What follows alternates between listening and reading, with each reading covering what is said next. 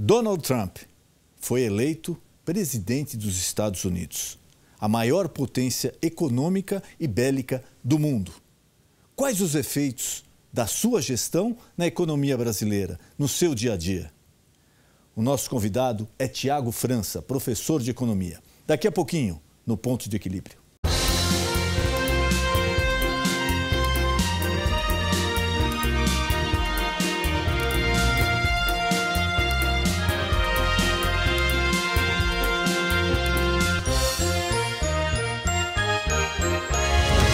Numa noite cheia de surpresas e reviravoltas, o empresário norte-americano, bilionário, republicano Donald Trump, que nunca havia disputado sequer uma eleição pública na vida, foi eleito presidente dos Estados Unidos da América. Quando tomar posse, Donald Trump será o 45º presidente norte-americano. As pesquisas davam como certa a eleição da oponente democrata Hillary Clinton. Donald Trump, sua eleição, a economia brasileira, são alguns dos temas do programa Ponto de Equilíbrio de hoje. Tiago de Novaes França é graduado em Administração de Empresas pelo Mackenzie e possui mestrado em Economia pela PUC de São Paulo. É professor de Teoria Econômica, Finanças Públicas e Cenários Econômicos na Trevisan Escola de Negócios. É membro da Associação Brasileira de Pesquisadores em História Econômica. Muito boa noite, meu amigo, minha amiga. O nosso encontro de final de noite, programa Ponto de Equilíbrio. E nessa noite é com imenso prazer que recebemos o professor Tiago França, professor de economia. Professor, obrigado por ter aceito o convite. É um prazer receber o senhor aqui. E nós vamos falar um pouquinho aí sobre os reflexos, né, dessa surpresa aí que foi a eleição de Donald Trump a presidente dos Estados Unidos, a maior economia e a maior potência bélica do mundo, que aconteceu nessa última semana. Então vamos agora assistir a um trechinho, um pequeno trecho do discurso de Donald Trump. We have a great economic plan. We will double our growth and have the strongest economy anywhere in the world. At the same time, we will get along with all other nations, willing to get along with us. We will be. We'll have great relationships. We expect to have great relationships. No dream is too big, no challenge is too great. Nothing we want for our future is beyond our reach. America will no longer settle for anything less than the best. I want to tell the world community that while we will always put America's interests first, we will deal fairly with everyone, all people and all other nations. We will seek common ground, not hostility, partnership, not conflict. Então, professor, eu acho que para alguns foi mais surpresa, para outros menos surpresa. No aspecto, vamos primeiro no aspecto político. Realmente ele conseguiu deslumbrar um nicho que os outros candidatos esqueceram? Ele conseguiu atacar no ponto certo para conseguir vencer essa eleição?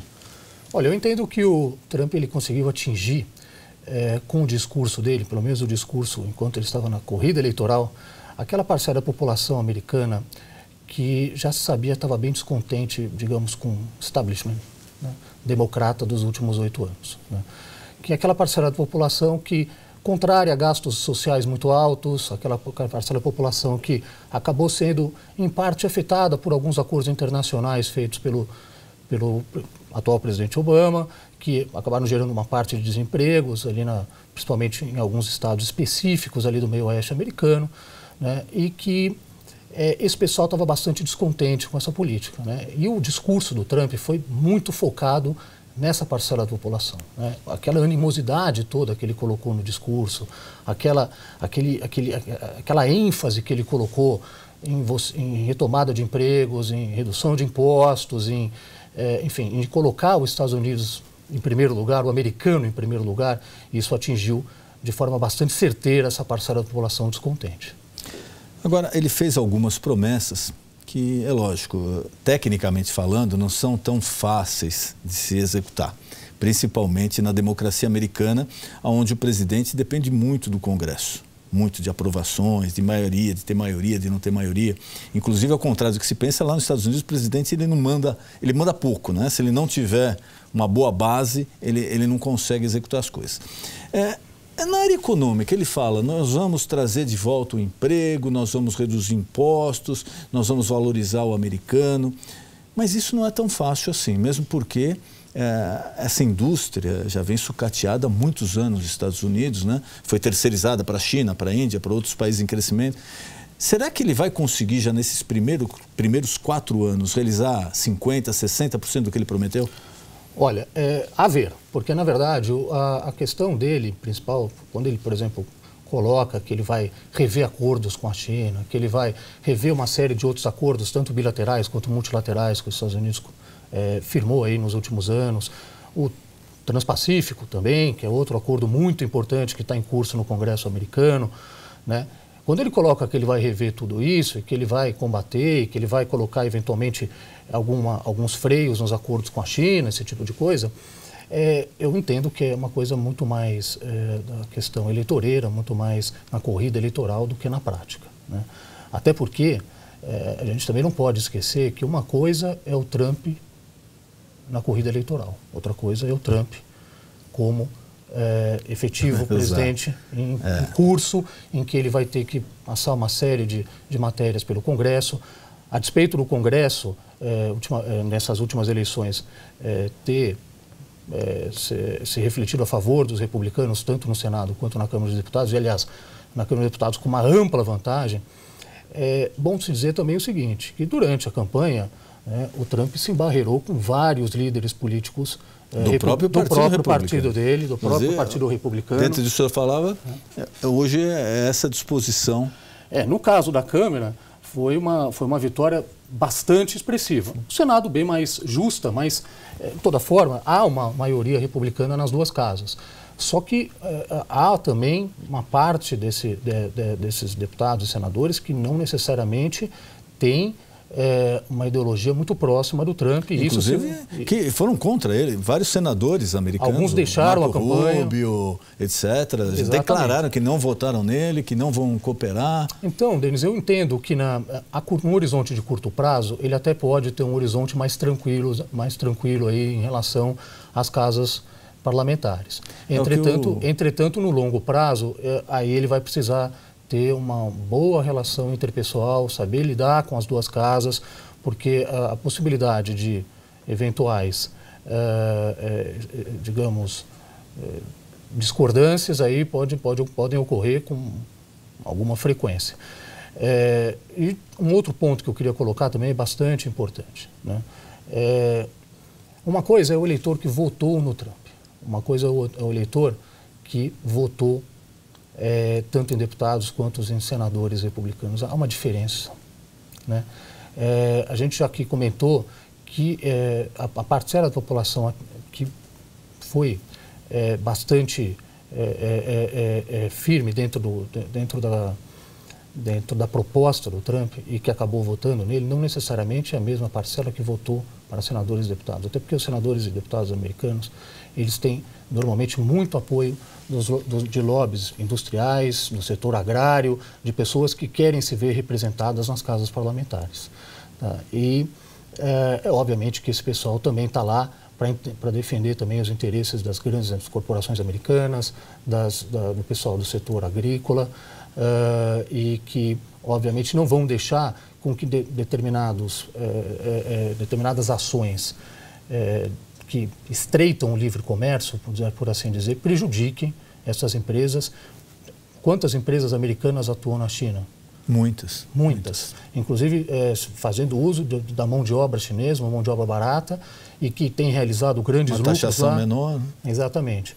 É óbvio que você falar que você vai restringir alguns acordos com a China, que vai rever alguns desses acordos, é muito fácil na hora de você fazer a corrida eleitoral. Principalmente se você está fazendo discurso para um desempregado. Exatamente, para um desempregado, de uma pessoa sabidamente descontente e amarga com a situação econômica do país. Outra coisa é você colocar em prática isso, sendo que muitos desses acordos você vai ter que rever no Congresso.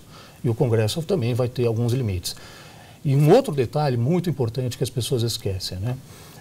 Ideologicamente, o Partido Republicano sempre foi contra intervenções governamentais. Exato. Sempre foi contra o isolacionismo também. O isolacionismo, contra alguma restrição do livre comércio. Isso sempre, ideologicamente, sempre foi a posição republicana.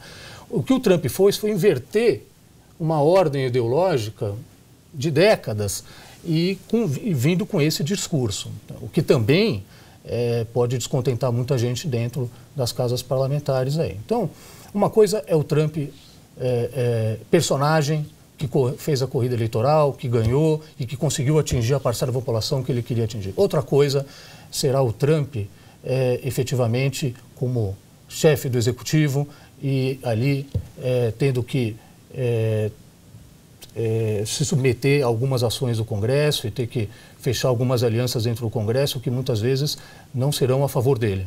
Um exemplo claro disso foi o próprio Obama, como assumiu. Uma das bandeiras dele era o Obamacare, né? O plano de saúde para todos os americanos.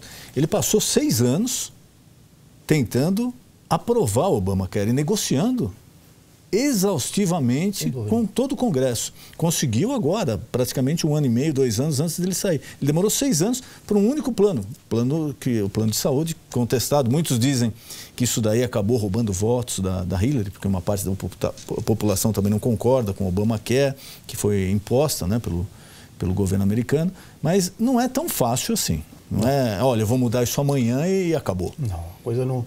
Existem contratos, existem compromissos que não necessariamente podem ser simplesmente rasgados e jogados de lado, né? E também porque você vai ferir interesses internos de empresas americanas que não vão aceitar isso de bom grado. A parte tributária, ela vai influenciar a geração de empregos dentro dos Estados Unidos também, e aí cai um pouquinho aqui para o nosso lado, para o Brasil e de outros países também, porque exportam para os Estados Unidos, ou têm contratos comerciais com os Estados Unidos. Para o Brasil, essa postura, pelo menos essa postura de momento do Trump, ela é preocupante? Olha, um ponto de vista, primeiro vamos dividir aí por setores, né? O setor agrário no Brasil hoje, o que ele exporta para os Estados Unidos são normalmente produtos que não são produzidos lá. Então a concorrência é uma concorrência praticamente inexistente. Agora, onde pega mais no setor agrário é porque existem produtos que são produzidos nos Estados Unidos, que são produzidos no Brasil e que concorrem em outros mercados, como a Europa e a Ásia, por exemplo, que são concorrentes fortes nossos, né? Aí pode acontecer de, eventualmente, essas políticas, se forem levadas a cabo pelo Trump, por exemplo, ele fazer alguns subsídios para esses produtos e dificultar, por exemplo, a nossa competição nesses outros mercados, sobretudo o mercado asiático, que o Brasil tenta entrar com mais força já há algum tempo. E detalhe, eu comentei rapidamente aqui do Acordo Transpacífico, do Tratado Transpacífico, que envolve uma série de países, sobretudo o Japão, né? E que, se esse acordo fosse levado à frente, e aliás ele está no Congresso americano, é um acordo que ia dificultar muito a entrada do Brasil em alguns países asiáticos. Aí é uma oportunidade, porque se o Trump quiser rever esse acordo, e brecar e colocar esse acordo, digamos, em banho-maria um tempo no Congresso americano, isso pode favorecer, em parte, o produtor brasileiro, porque dá tempo desse produtor brasileiro conseguir fazer alguns negócios, conseguir entrar nesses mercados e andar para frente com algumas negociações lá na Ásia. Ao passo que, se esse acordo hoje fosse levado a cabo no Congresso e fosse aprovado, enfim, da forma que ele está, já ia dificultar bastante. Então, essa parte do Trump de eventualmente restringir alguns acordos e, enfim, rever esses acordos, por um lado, podem gerar oportunidades. Se ele quiser deixar estancado o Acordo Transpacífico, o Tratado Transpacífico, ele pode beneficiar aqui os produtores brasileiros, que pode dar um pouco mais de tempo para esse pessoal ir lá. Para nós seria bom. Sem dúvida, do ponto de vista inicial, sem dúvida. Agora, se esse acordo for adiante no Congresso americano, como ele já está lá, é um acordo que vai dificultar bastante a entrada dos produtos brasileiros, porque as tarifas vão ser colocadas quase a zero, em algumas a zero, para os produtos agrícolas americanos e dos outros países, os outros 11 países que compõem o Tratado Transpacífico. Agora, como eu falei, alguns mercados na Europa e na Ásia, eles hoje em dia o Brasil tenta entrar nesses mercados e os Estados Unidos, se colocar subsídios aí iniciais nos seus produtos, pode dificultar a entrada. Nós temos uma reação, aqui a gente tem o gráfico da Bolsa, se tiver já vamos colocar. Como foi a reação das bolsas agora nessa semana aqui? O mercado financeiro reagiu à vitória do republicano Donald Trump para presidente dos Estados Unidos. As bolsas amargavam fortes perdas nas primeiras horas desta quarta-feira. Londres recuava 4,44% no mercado a termo, horas antes da abertura do pregão. Em Tóquio, a bolsa fechou em queda e o índice Nikkei perdeu 5,36%. Hong Kong perdia quase 3%, Xangai 1,3%, Sydney 2% e Mumbai 6%. Nos Estados Unidos, os índices futuros, indicadores de como pode se comportar o pregão, caíam mais de 4% durante a madrugada. Wall Street havia fechado em alta na terça-feira no rastro de pesquisas favoráveis a Hillary Clinton. O republicano, que venceu a democrata, afirma que em seu governo os Estados Unidos vão deixar de perder indústrias e empregos para a China e o México, e indicou que vai promover políticas comerciais mais restritivas do que as realizadas por Barack Obama. Trump é visto como imprevisível pelo mercado financeiro, o que aumenta a aversão ao risco. Só para o nosso telespectador entender, nós estamos gravando esse programa, é uma quinta-feira. A eleição se deu da noite, né, de terça para quarta. Essa foi quarta-feira e hoje o dólar subiu aqui no Brasil em relação à terça-feira quase 5%. É esperado isso, professor? Era esperado? É um movimento? Vai voltar ao normal? É um movimento natural, até porque a questão da aversão ao risco ela fica mais acentuada, porque o Trump sempre foi uma pessoa bastante imprevisível e assim ele se colocou durante toda a sua campanha eleitoral. Uma pessoa absolutamente imprevisível que fez uma série de propostas bastante genéricas, né, que é justamente para deixar um campo mais aberto para a sua imprevisibilidade aí, né? Então, assim, é óbvio que você, uma vez eleito o Trump, você tem um movimento nos mercados de aversão a risco do ponto de vista inicial, até o Trump realmente começar a colocar em prática as medidas que ele propôs e aquilo que vai ser possível fazer, né? Então, a questão do dólar, isso é muito comum. Primeiro que as previsões para o dólar já para o final do ano, independente das eleições nos Estados Unidos, o dólar já estava sendo previsto aí por volta de 3,30, 3,40 já tinha um viés de alta. Já tinha um viés natural de crescimento. Óbvio que com a eleição do Trump isso acabou se acentuando um pouco mais rápido, justamente porque as pessoas estão procurando a compra da moeda americana, porque é um ativo seguro, assim como o ouro também o é, né? Então o ouro também aumentou, tá? A procura do ouro também aumentou sensivelmente da última quarta-feira para cá. Porque são ativos seguros, né? Que é um movimento natural. Agora, repito, isso é algo momentâneo. Acho que o dólar ainda vai manter as previsões, independente daquilo, da eleição do Trump ou não. O dólar deve fechar na faixa de 3,30, 3,40 aí em dezembro. Só que talvez tenha se acelerado um pouco mais esse processo por causa das eleições e a corrida inicial das pessoas. Acho que o Trump, com o discurso que a gente viu aqui, foi um discurso com um tom bastante moderado, né?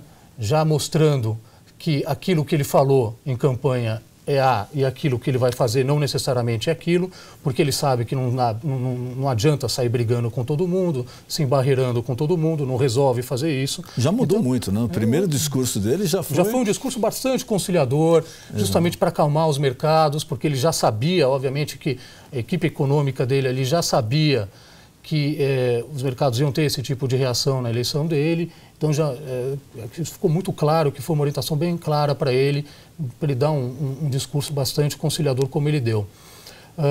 Então eu acho que no caso do dólar ele vai se ajustar àquilo que estava dentro da previsão inicial, independente das eleições. Com relação à inflação, acho que a inflação vai manter também as previsões. A inflação também não tem por que ser muito afetada aqui no Brasil. As previsões davam conta aí de mais ou menos algo em torno de 7% no final do ano. Pouco mais, o próprio Banco Central projetava em 6,8%, algumas outras instituições financeiras na base de 7 a 7,2%, mas não deve variar muito em relação a isso. O crescimento para 2017, inicialmente eu entendo que também, dependendo daquilo que o Trump for tomar como medidas iniciais da sua gestão, se ele não tomar medidas muito abruptas, que eu acho que ele não vai tomar, acho que ele vai primeiro sentir como é que é a reação, sentir um pouco do Congresso, sentir um pouco daquilo que dá para ser feito, para depois tomar algumas reações um pouco mais É o que o ministro efetivas. Serra falou, treino é treino, jogo é jogo, né? É um discurso do candidato e outro já eleito. Sem dúvida. Acho que existe uma previsão de mais ou menos 1% de aumento do PIB para 2017. Esse ano a gente vai ter uma queda de em torno de 3%, um pouco mais. Isso nem entra na discussão, porque isso já é ponto passivo. A questão para 2017, uma previsão de alta aí de 1%, se o Trump for bem mais moderado do que o discurso das eleições dele, também acho que deve se manter. Por que para o Brasil, pelo menos o que se tem, sempre se escuta é o seguinte, olha, presidente republicano, para o Brasil, um presidente republicano nos Estados Unidos é melhor que um democrata.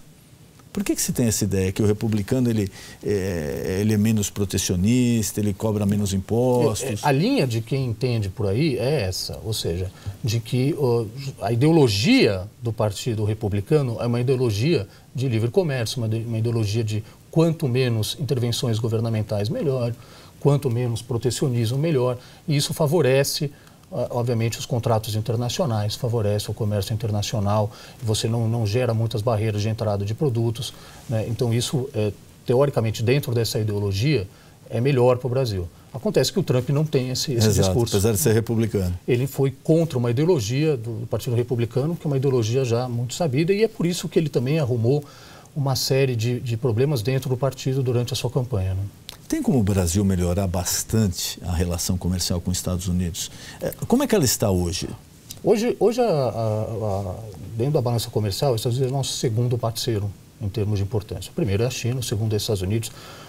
Para você ter uma ideia, Denis, de janeiro até outubro, os negócios giram em torno de 39 bilhões de dólares. Só a China tem mais do que isso, e tem mais um detalhe, né?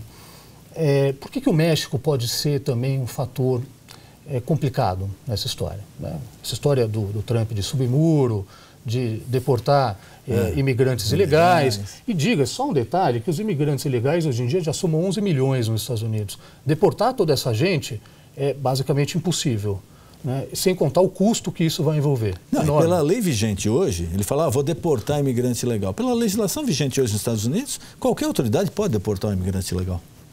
Quer dizer, ele não reinventou a roda. Sim, que dúvida. Ele deu ênfase ao assunto, né? Não, sem dúvida. Olha, um estudo feito pelo próprio Partido Republicano, né? Algumas entidades apolíticas, vamos dizer assim, fora do âmbito político, fizeram cálculos muito maiores, mas só o Partido Republicano entende que para erguer esse muro que ele quer fazer, o custo seria entre 16 e 20 bilhões de dólares, né? Outras entidades entendem que é muito maior esse custo, né? E a manutenção depois, agora, isso também, vigilância, não, sem dúvida, né? O custo da execução da obra e depois o custo da manutenção tem que ser aprovado pelo Congresso também. Você não pode, essa verba tem que vir de algum lugar. Então ele vai ter que passar por isso por aprovação no Congresso. Só um detalhe. Além de tentar deportar os 11 milhões de imigrantes ilegais hoje nos Estados Unidos, que também, evidentemente, vão ter um custo enorme para isso, tá? Então, e o México? Por que eu peguei esse gancho? Porque o México, eu comentei aqui que a China é nosso primeiro parceiro comercial hoje. Assim como os Estados Unidos é o segundo, mas o México é o sétimo. Ou seja, há excelentes relações bilaterais entre Brasil e México, e que se o México for afetado por políticas, digamos, mais abruptas do Trump, isso também pode refletir na gente, né? De forma mais indireta, mas pode também. Porque o México pode sofrer com essas políticas, eventualmente influenciar no seu crescimento e influenciando no crescimento deles, obviamente, alguns setores internacionais, de contratos internacionais, podem ser afetados também. Assim como, obviamente, o grande medo do mundo é um encolhimento da política do crescimento americano por conta das ações do Trump. Aí realmente é um efeito terrível para todo mundo. E aí isso vem como um dominó em cima dos outros países. Da China, idem, né? Se o Trump resolver realmente entrar numa disputa um pouco mais séria com a China em relação ao comércio internacional, isso pode causar uma perda de mercado da China, um eventual encolhimento da China, que também vai se refletir na gente aqui. Porque a China é o nosso primeiro parceiro comercial, mas nós temos que levar em conta também, ela importa tanta coisa do Brasil, para realização de exportação para os Estados Unidos. Sem dúvida. Então, se cai a demanda nos Estados Unidos, em tese também vai cair a relação comercial do Brasil e da China. Sem dúvida alguma. Isso vai influenciar todo o preço das commodities, isso vai ser uma terrível para todo mundo. Então, é por isso que eu acho que precisa se ver o que o Trump vai poder fazer estando na Casa Branca. Ele ainda depende muito de uma série de aprovações que ele vai ter que conseguir dentro do Congresso se quiser contentar todo mundo, todas as pessoas para as quais ele falou nas eleições. Né? De um lado, ele vai ter que trabalhar para esse pessoal que o elegeu. De outro lado, ele vai ter esse conflito dentro dos interesses maiores de empresas e setor agrícola americanos que também falam muito alto nesse jogo. E a dívida pública americana? Será que ele vai conseguir mesmo reduzir da forma como ele falou, enxugando despesas, gerando mais emprego e, consequentemente, arrecadando mais impostos? Então, mas uma coisa está sempre interligada à outra. Se ele conseguir, se ele levar a cabo as medidas que ele acha que ele vai poder levar, a ideia é que ele consiga reduzir impostos, gerando mais empregos, e ele já anunciou que ele quer fazer grandes investimentos em infraestrutura também, isso já é um anúncio dele, e com isso, teoricamente, você gerando mais empregos, você acaba aumentando a arrecadação e você consegue equacionar melhor aí a questão da dívida pública. Agora, de novo, a gente chega naquilo que a gente já falou. Quer dizer, o que ele vai conseguir fazer disso? Porque ele só vai conseguir tocar isso para frente, por exemplo, reativar, por exemplo, a parte industrial que foi muito afetada por conta de alguns acordos internacionais que os Estados Unidos fez. Que ele critica muito, que né? ele Inclusive critica na eleição bastante. criticou. Muitas empresas foram fechadas e muita gente acabou perdendo seus empregos, mas ele só vai poder fazer isso de novo se ele rever esses acordos.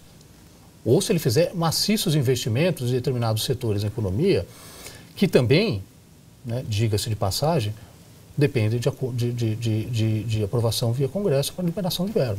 E no final tem um preço competitivo também, né? Porque se isso é fabricado na China e chega lá nos Estados Unidos por $1, ele sabe, aliás, todos sabem que pela força sindical, pelos impostos, pelo custo da mão de obra, jamais isso conseguiria ser produzido nos Estados Unidos por $1. É justamente aí que ele bateu tanto durante a campanha dele. Os produtos chineses chegam aqui e a competição não existe, por isso chegam muito mais baratos, e por isso que ele criticou tanto os acordos comerciais com a China, que teoricamente tiraram o emprego de americanos. Né?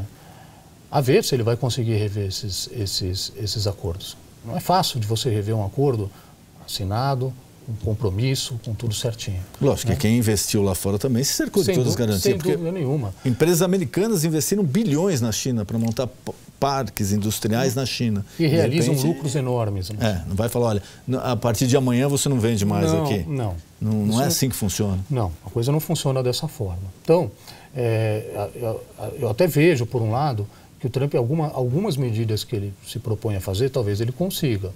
A questão de subsídios, tudo, talvez ele consiga fazer de forma mais gradativa, né? De forma mais amena em relação àquilo tudo que ele falou. Talvez ele consiga de fato, mas colocar a cabo tudo aquilo que ele falou em campanha, principalmente, repito, indo contra uma série de interesses de grupos empresariais americanos, de grandes associações agrícolas americanas, aí já é outra conversa. Acho que isso não vai acontecer, a não ser que ele realmente consiga uma aliança no Congresso que ele não tem. Por mais que os republicanos sejam maioria nas duas casas, ele não tem essa força toda. É uma questão numérica dos republicanos, mas não significa que... todos os republicanos vão votar com ele. Não. Inclusive porque vários deles, a gente bate de novo na mesma tecla, vários deles entraram em disputas com o Trump durante as eleições, deixaram a campanha republicana, abandonaram a campanha republicana no meio do caminho por não concordarem com algumas propostas do Trump e, enfim, ou ele vai ter que encurtar um pouco o tamanho disso, reduzir um pouco esse tom não ofensivo, na palavra agressivo, né? E muito enfático que ele colocou durante a campanha, ou ele reduz isso, né? Mitiga bastante esse tom, ou senão ele também não vai passar as coisas que ele quer passar no Congresso. Eu entendo que algumas coisas ele pode de forma mais amena, de forma mais mitigada. Professor, queria mais uma vez agradecer a presença do senhor aqui e colocar à disposição algum tema que eu não perguntei, algum recado que o senhor queira passar ao nosso telespectador, por favor, fique à vontade. Denis, na verdade, primeiro eu que agradeço o convite, eu agradeço a oportunidade de poder estar falando para os seus telespectadores. E dizer que eu estou sempre à disposição, não sei se eu posso passar o meu e-mail. Por favor, fique à vontade. Vou colocar o meu e-mail. É nessa câmera. tnovai76@gmail.com. Fico à disposição para quem quiser fazer perguntas, quem quiser fazer alguma colocação, respondo sempre que possível. E agradeço novamente a oportunidade. Professor, foi um prazer recebê-lo aqui. Eu que agradeço. O nosso encontro de final de noite, programa Ponto de Equilíbrio. Boa noite.